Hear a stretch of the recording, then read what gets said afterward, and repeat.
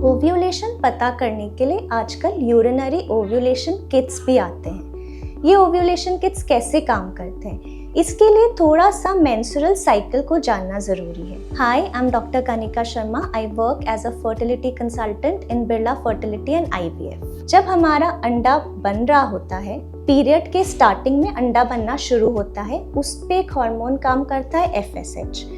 ये हार्मोन अंडे को बढ़ाना शुरू करता है। साइकिल के बीच में जैसे 15वें दिन या 4वें दिन जब ये अंडा 18 से 22 मिलीमीटर के बीच में पहुंच जाता है तो एक हार्मोन आता है जिसे हम LH कहते हैं। एक तरह से LH की बहुत बड़ी वेव आती है। जब ये वेव आती है तो ये उस अंडे को अपने खोल में से निकालती है, जिसको हम ओव्यूलेशन कहते हैं। और इसी टाइम पे जब ये अंडा शुक्राणु से मिलता है तब बच्चा बनता है। ये जो यूरिनरी LH किट्स हैं, जो हम ओव्यूलेशन किट्स कहते हैं, ये इसी LH की वेव को मेजर करते हैं। तो ओव्यूलेशन किट का यूज आप कैसे करेंगे? आप अपना मेंस्ट्रुअल साइकिल 3-4 महीने का स्टडी करिए कि आपका साइकिल 28 डेज का है या 30 डेज का, एंड उस हिसाब से आप टाइम ऑफ ओव्यूलेशन डिसाइड करिए। That is period minus 14 days. मान लीजिए वो 15th डे आता है। If your cycle is 30 days and ovulation comes at the 15th day, आप 3 दिन पहले से ओव्यूलेशन किट्स यूज करना शुरू करेंगे। ओव्यूलेशन किट आप मेजर करेंगे सुबह 11 बजे से 3 बजे के बीच में। इसके लिए यूरिन थोड़ा गाढ़ा रहना चाहिए, तो पानी की मात्रा थोड़ी कम ही रखेंगे, क्योंकि जैसे कि गाढ़े यूरिन में LH जल्दी पकड़ में आता है। जैसे ही LH किट में 2 लाइनें अच्छी डार्क आती हैं, इसका मतलब LH की वेव आ चुकी है। और LH की वेव आने के 12 से 36 घंटे के बाद ओव्यूलेशन होता है।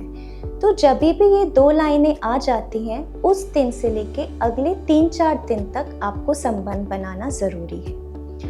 LH किट के बारे में एक और बात थोड़ी पिक्यूलियर है। होता क्या है कि यूरिन में LH की वेव ब्लड में LH की वेव आने के बाद डिटेक्ट होती है। मतलब ब्लड में LH की वेव पहले आती है और उसके 12 घंटे के बाद यूरिन में डिटेक्ट होती है। तो अगर आपकी यूरिन की LH वेव 2 लाइन दिखा रही है, इसका मतलब ब्लड की वेव ऑलरेडी 12 घंटे पहले आ चुकी है। इसीलिए जैसे ही आपका LH किट पॉजिटिव आता है, ओव्यूलेशन का टाइम हो सकता है बहुत पास में हो, इसलिए आपको उसी दिन से संबंध बनाना ज़रूरी है। और ये बहुत ही इम्पॉर्टेंट है। आजकल की दुनिया में लोगों के पास टाइम नहीं है। 2 या 3 दिन के इंटरकोर्स से नहीं बच्चे लग रहे हैं। आपको एटलीस्ट हफ्ता भर टाइम निकालना पड़ेगा और एक टाइम्ड इंटरकोर्स रखना पड़ेगा। एक और बात, अगर हम रेगुलर इंटरकोर्स की आदत डालते हैं, हर दूसरे या तीसरे दिन अगर संबंध बनाते हैं, तो स्पर्म्स की हेल्थ भी अच्छी होती है। उनका स्विम करने का कैपेसिटी, उनका बनावट और डेड स्पर्म्स की मात्रा, ये सब कम होती है और एक अच्छे स्पर्म की क्वालिटी निकलती है। So a regular intercourse is very healthy for the female and the male partner, and it is very good for the baby making process. एक बहुत इंपॉर्टेंट बात है कि ओव्यूलेशन किट या ओव्यूलेशन टाइम आप कुछ ही नॉर्मल सिचुएशंस में इसका यूज़ कर सकते हैं। अगर लेडी की एज 35 से कम है, तभी ही वो रेगुलरली ओव्यूलेट करेगी। अगर 35 से ज़्यादा एज है तो ओव्यूलेशन किट्स उतने हेल्पफुल नहीं होते। You have to consult a doctor, because ovulation के जो साइकिल्स हैं वो बहुत कम हो जाती है। सो ओव्यूलेशन मॉनिटरिंग आप होम किट से नहीं कर सकते। अगर आपके कुछ और रिलेटेड प्रॉब्लम्स हैं, मान लीजिए आपको फाइब्रॉइड्स हैं या एंडोमेट्रियोसिस है, ये चेंजेस अल्ट्रासाउंड पे ही दिखाई देते हैं। अगर ऐसा कुछ है, so you will have to consult a doctor. Home kits will not help you.